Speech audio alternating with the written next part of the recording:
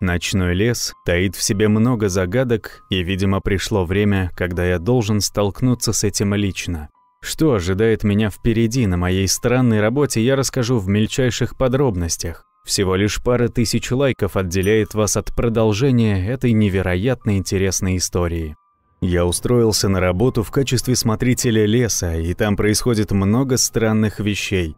Я нашел на смотровой вышке очень странный и жуткий свод правил, которым смотритель должен следовать.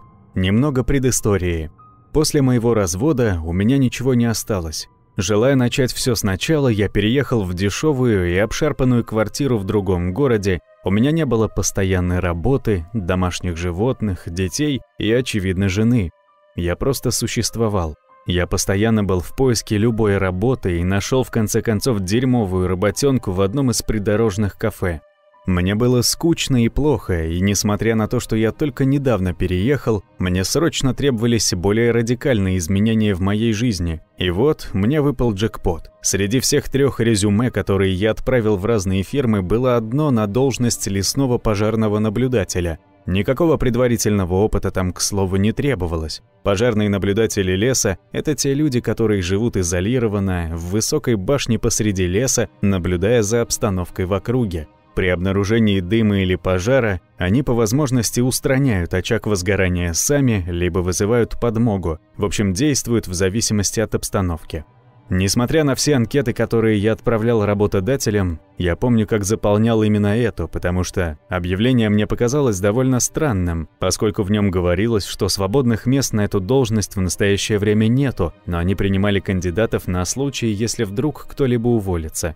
Я помню, как я думал, странно, почему они предполагают, что кто-то может уволиться. Тем не менее, я все равно пошел на это. И надеялся, что теперь у меня, возможно, появится настоящая серьезная работа. В скором времени мне позвонил парень, по общению он очень грубоватый, который лишь сообщил мне, какую зарплату я буду получать и что мне придется жить на вышке до конца лета, а это около 2 месяцев. Он также сказал мне, что я должен приступить к обязанностям немедленно, пройдя предварительный инструктаж и получив соответствующие указания. Я долго не раздумывал и ответил, что завтра я буду готов приступить к работе. Ночь 1. Я приехал на место и припарковал свою машину в самой отдаленной точке, куда она смогла проехать, и теперь мне придется идти пешком к вышке. Сейчас только 8 утра, и Марк, парень, который мне позвонил, сказал, что поход займет около 4 часов. Так что теперь я отправляюсь в путь, предполагая, что буду там к обеду. Марк заверил меня, что на моей вышке, в моем новом доме, будет полный запас еды и что я смогу связаться по радио с ближайшей соседней вышкой, где я получу информацию о том, как там все устроено. Летним утром у нас довольно прохладно, но я очень взволнован самим походом, так как леса в этих краях известны своей невероятной красотой и спокойной атмосферой, чего я так жаждал в последнее время. Я только что прибыл к вышке, сейчас 1 дня. Поход был сложным, но мне было легко ориентироваться, так как тропа была хорошо обозначена и протоптана. Вышка намного больше, чем я представлял. Я думаю, она около 50 метров в высоту, с хижиной на вершине, на 4 сваях и извилистой лестницей вокруг, ведущей наверх. Рядом с вышкой находится подсобное помещение и склад, где, как я предполагаю, хранятся продукты и вода. Я посмотрю все это позже, как только поднимусь в свою хижину и положу свой рюкзак с вещами.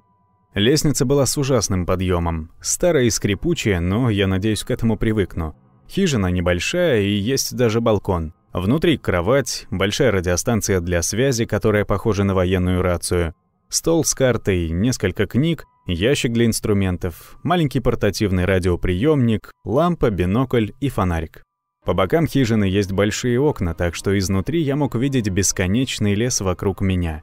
Жутко, но имеет смысл, так как я присматриваю за пожарами, и у меня должно быть все на виду. Я положил свой рюкзак и вспомнил, что сказал Марк, о том, что нужно связаться с ближайшей вышкой, поэтому я так и сделал. «Привет, там кто-нибудь есть?» – спросил я, включив большую рацию. «Я слышу тебя, привет. Ты новый смотритель, не так ли? Я Элисон», – бодро и радостно кричала женщина. «Я присматривала за твоей частью леса, пока ты совершал путешествие сюда. Но на самом деле мне очень сложно держать под контролем такую огромную территорию, поэтому я рада, что ты наконец здесь. Приятно познакомиться. Да, я новый смотритель. Мое имя Оскар». ответил я в трубку. «Марк сказал, что вы введете меня в курс дела, объясните обязанности и задачи и дадите мне ответы на все вопросы, которые у меня возникнут, верно?» «Да, все верно. Ну, ты уже понял, как обращаться с радиостанцией, так что это уже начало. Туалет находится в нижней части вышки, как и продовольственный запас, который пополняется каждую неделю Марком или его сыном. Что касается самой работы, то здесь нужно много осматриваться, чтобы убедиться, что никто не ходит в поход ночью. Любители экстрима попадаются, и дабы пощекотать нервишки, не останавливаются на ночлег и бродят по лесу. Ночью хождений в лесу быть не должно, и самое главное – никаких костров на территории леса», – продолжала Эллисон. «Все это есть в руководстве, которое должно лежать на вашем столе. Прочти его». «Спасибо, Эллисон. Я сделаю это и свяжусь с тобой», – с энтузиазмом ответил я.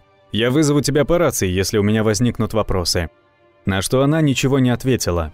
Я открыл руководство и мельком пролистал его. В основном, в нем говорилось все, что она только что сказала мне, просто в более технических терминах. Пока я пролистывал, из справочника выпал лист бумаги. Это была записка, которая была написана от руки синими чернилами. Почерк был корявым, а содержание текста казалось безумным. И вот что я там прочел. Правило, как избегать улыбающейся женщины. Первое.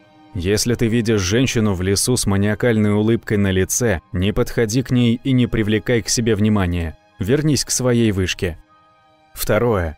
Если радиостанция включилась и ты слышишь голос, не похожий на смотрителя соседней вышки, не отвечай, что бы ты там ни услышал. Третье.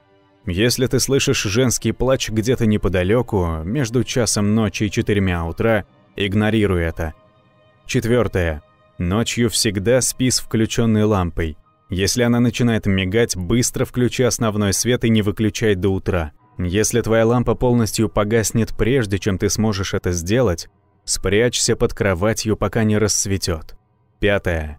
Ночью, если ты слышишь, как кто-то быстро поднимается по лестнице твоей башни, включай немедленно основной свет. Если ты не сделаешь этого к тому времени, когда она окажется наверху, будет слишком поздно. Шестое. Если ты проснешься и увидишь жуткую и улыбающуюся женщину, смотрящую на тебя через окно, спрячься под одеялом и задержи дыхание. Она войдет в твою хижину, и ты почувствуешь ее дыхание рядом с собой, как будто она нависает над тобой. Не вздумай дышать. Это продлится всего несколько секунд, потерпи. Как только ты почувствуешь ее уход, сразу включи основной свет. Седьмое. Если ты услышишь какие-либо царапающие звуки в любой точке, будь то в твоей хижине или в пристройке внизу, выключи радиостанцию, свет и спрячься под одеялом, пока царапанье не прекратится. Восьмое. Если ты ночью обнаружил костер где-то рядом и по приближению на место слышишь крик женщины, беги обратно к вышке как можно быстрее. Девятое. Если в какой-то момент ты возвращаешься к своей вышке и понимаешь, что внутри кто-то есть, беги. Не останавливайся, пока не добежишь к соседнему смотрителю. Не вздумай оглядываться назад, она будет преследовать тебя. Какого чёрта? Это какая-то жуткая шутка? Я дотянулся до радио, чтобы спросить Эллисон о странных правилах, которые я только что нашел, но я не хочу быть тем новым парнем, который повелся на эту шутку, и надо мной просто посмеялись за то, что я испугался и поверил. Поэтому я просто собираюсь забить на это. Вместо этого я немного осмотрю местность, но сначала поем, а затем разложу свои вещи. «Спокойной ночи!» – неожиданно прозвучал голос Эллисон. Я испуганно вырвался из сна и поспешно ответил по радио. «Доброй ночи, Эллисон. Спасибо за помощь сегодня». Опять Эллисон больше ничего не ответила. Мой первый день подошел к концу. После еды я исследовал лес и познакомился с мачете, используемым для расчистки троп, что было большим снятием стресса. Я также прочитал о некоторых законах леса и дальнейших обязанностях, связанных с этой работой. Эллисон время от времени выходила на связь, чтобы узнать, в порядке ли я, но я никогда не упоминал странные правила, которые нашел. Однако теперь я проснулся от испуга, который получил из-за Эллисон, которая просто пожелала мне спокойной ночи. Я встал с кровати и огляделся вокруг, не видя ничего, кроме темноты, едва видимых, благодаря свету луны, деревьев. Было темно и жутко, но темнота являлась важным фактором для моей работы, так как огонь гораздо легче заметить именно ночью. Я знал, что помимо меня есть и другие смотрители, и сегодня у меня был трудный день, поэтому я решил отдохнуть. Я как раз собирался вернуться в постель, когда услышал царапающий звук. «Это странно, но это, вероятно, какое-то животное», — думал я. Прыгая в кровать, уставший после первого дня, я наклоняюсь вниз, чтобы выключить лампу. Как только я хотел это сделать, царапанье стало быстрее и громче. Я начинаю убирать руку от выключателя лампы, и царапанье замедляется. Это очень странно. Что еще страннее, так это то, что царапанье кажется почти методичным. Оно имеет ритм. Внезапно радиостанция начала издавать громкий звук. Что за хрень? Ударившись об полку, я вскочил с кровати и выключил ее, и когда я это делал, я мельком увидел список правил, которые я читал ранее. Там было что-то про царапины, не так ли? Вот дерьмо. Правило 7. Если ты услышишь какие-либо царапины в любой точке, будь то в хижине или в пристройке, выключи радиостанцию и спрячься под одеялом, пока царапанье не прекратится. Я быстро прыгнул под одеяло. Я все еще мог слышать царапанье, но оно звучало уже ближе. Если изначально оно доносилось откуда-то снизу, то сейчас уже как будто кто-то скребся о входную дверь. Затем звук стал тише. Я лежал, не двигаясь. Что за чертовщина? Я не мог понять, но меня буквально трясло от ужаса. Наступило утро. Я в конце концов заснул ночью под одеялом. Царапины прекратились, но я совсем не двигался и не высовывался из-под одеяла, в итоге позволив усталости взять верх. Оглядываясь назад, я чувствую себя немного глупо. Я нахожусь в лесу, здесь есть куча животных, ночью многие из них очень активны, и радиостанция может запросто поймать какие-то посторонние волны и частоты. Видимо, я себя слишком накручиваю. Все это необоснованные страхи. В любом случае, моя первая ночь была самой тяжелой, пытаясь приспособиться к жизни на высоте 50 метров в одиночестве посреди глухого леса. Мне нужно привыкнуть, и это факт. Наступил второй день, и я собираюсь максимально с пользой использовать сегодня все время до наступления ночи. Я надеюсь, что остальные ночи будут менее насыщенными, чем эта. Хочешь узнать, что произойдет с Оскаром в дальнейшем? Тогда мы должны набрать хотя бы пару тысяч лайков, и я сразу опубликую следующую часть этой захватывающей истории. Здорово, кутьё. Так, смотри.